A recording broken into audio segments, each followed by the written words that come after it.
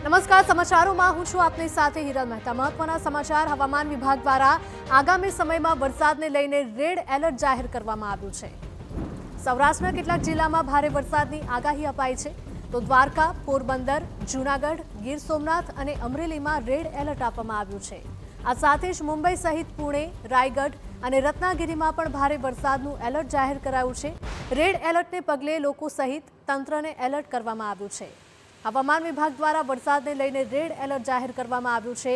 સૌરાષ્ટ્રના કેટલાક જિલ્લામાં ભારેથી અતિ ભારે વરસાદ પડવાની આગાહી છે।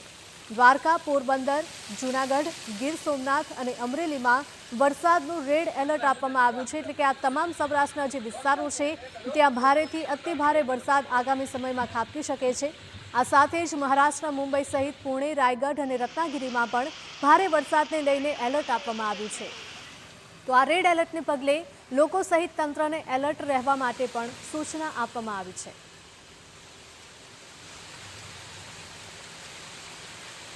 તો આગામી 7 દિવસમાં ભારેથી અતિ ભારે વરસાદ થઈ શકે છે। ગુજરાત સહિત મહારાષ્ટ્રમાં પણ અતિ ભારે વરસાદને લઈને હવામાન વિભાગ દ્વારા એલર્ટ આપવામાં આવ્યું છે। એક તરફ રાજ્ય અને મુંબઈમાંથી પણ અનેક એવા દ્રશ્યો સામે આવી રહ્યા છે કે જ્યાં રસ્તા ઉપર વધારે પ્રમાણમાં પાણી ભરાઈ ચૂક્યા છે, પરંતુ વરસાદનો રાઉન્ડ આટલે જ નથી અટકતો। આગામી સમયમાં હજુ પણ ભારે વરસાદ પડી શકે છે તેવી પૂરેપૂરી આગાહી હવામાન વિભાગ દ્વારા આપવામાં આવી છે। હવામાન વિભાગને વરસાદને લઈને એલર્ટ જાહેર કરવામાં આવ્યું છે। અમુક એવા વિસ્તારો છે કે જ્યાં વરસાદનું રેડ એલર્ટ પણ જાહેર કરાયું છે। તો સૌરાષ્ટ્રના કેટલાક જિલ્લામાં ભારે વરસાદની આગાહી છે। જો વાત કરીએ તો દ્વારકા, પોરબંદર, જૂનાગઢ, ગીર સોમનાથ અને અમરેલીમાં વરસાદનું રેડ એલર્ટ આપવામાં આવ્યું છે, એટલે કે આ તમામ જે વિસ્તાર છે ત્યાં ભારેથી અતિ ભારે વરસાદ હજુ પણ ખાબકી શકે।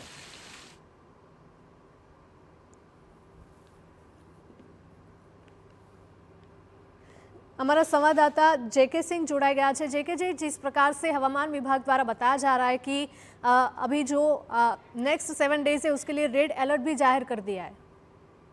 जी बिल्कुल, देखिए मुंबई महाराष्ट्र में करीब 7 ऐसे जिले हैं जहां पर अलर्ट जारी किया गया है, जिसमें पालघर, मुंबई शहर, मुंबई उपनगर, ठाणे, पुणे और रायगढ़ जिलों को जो है अलर्ट पर रखा गया है। कल भी यहाँ पर बहुत बारिश हुई थी। गुजरात की बात करें तो गुजरात की देवभूमि द्वारका, पोरबंदर, जूनागढ़, गिर सोमनाथ, अमरेली और उसके आसपास के जितने भी जिले हैं उसमें भारी बरसात की संभावना और चेतावनी जो है मौसम विभाग ने दी है। मौसम विभाग का कहना है कि द्वारका, पोरबंदर और जूनागढ़ में बहुत तेज बरसात हो सकती है, जबकि गिर सोमनाथ और अमरेली को ऑरेंज अलर्ट पर रखा गया है। तो निश्चित तौर पे महाराष्ट्र और महाराष्ट्र से सटे जितने भी जो राज्य हैं वहां पर तेज बरसात हो रही है, और गुजरात में भी जो है आज तेज बरसात का जो चेतावनी है वो हवामान खाते ने दी है।